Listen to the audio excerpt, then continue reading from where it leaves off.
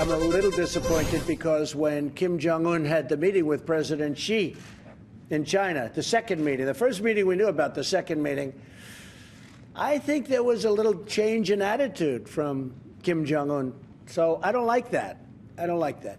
President Trump on Tuesday saying that China was holding North Korea back from a summit deal in order to squeeze for more in the trade deals that the U.S. is doing with China now. And indeed, today, a deal with the Chinese telecom company ZTE appears to coincide with the summit being back in play. So is the summit as much about Chinese trade as it is about North Korean nukes? Here now is Steve Forbes, chairman of media enterprises for Forbes Media Enterprises, and Claudia Rosett, a foreign policy fellow from the Independent Women's Forum and a one-time editorial page editor of the Asian Wall Street Journal. So, Steve, the ZTE deal gets done and the summit is back on, or at least possibly back on. Is that just coincidence?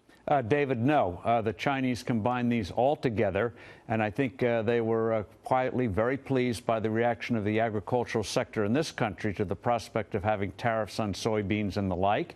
That's going to hurt Republicans in November. So the Chinese hinting that they'll back off from that for certain concessions. Well, by golly, they can make things happen. It's all tied together. Well, Claudia, what else besides the soybeans and the ZTE deal do you think the Chinese could squeeze us for it in order to get this summit thing going? Well, I think there's a very complicated set of calculations going on under the rug here, and exactly what's being created. I agree with the sort of ZTE summit, but what are they going to squeeze us for, David? In the big picture, what they're squeezing us for is getting us out of the Western Pacific. They're squeezing getting us out of that region. I don't mean on trade. I mean as far as American reach. And that's where North Korea comes into it. Yeah, China has been North Korea's backer since the Soviet Union collapsed. They were before that but they really became the major friend and backer. Russia is too, and North Korea serves a very useful function for China. Yeah, China. This is not China's official line. I'm giving you my interpretation, but this is watching it for years.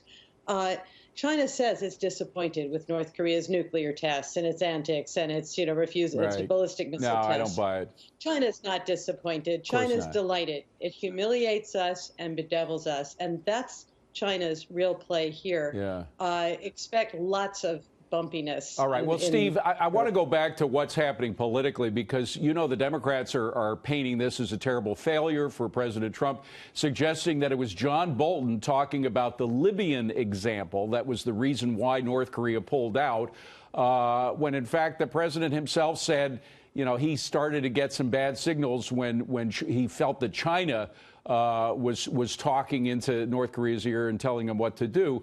Is there any credence at all to what the Democrats are saying about this being Bolton's fault, using the Libya model?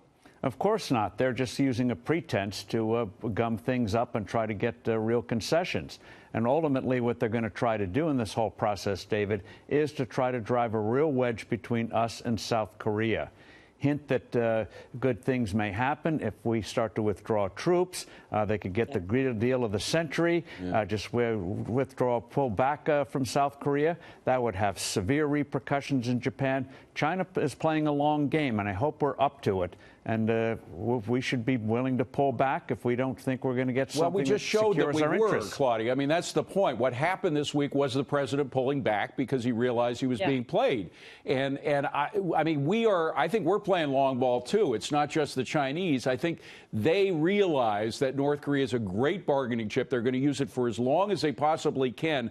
I'm just wondering, we do have a timeline here. June 12th is the day when the summit's going to happen. Will this game playing end with the summit on June 12th? What is your guess? No. No, look, I thought President Trump canceling the summit was terrific. And it will probably materialize at some point. The North Koreans really do want it. That's a big gap for Kim to sit down with a sitting U.S. president. But would Kim be allowed? The point is, would Kim be allowed by the Chinese to do that? I think he might be allowed to do that because, unfortunately, I don't think this summit ends. It doesn't lead to an end to the North Korean nuclear threat.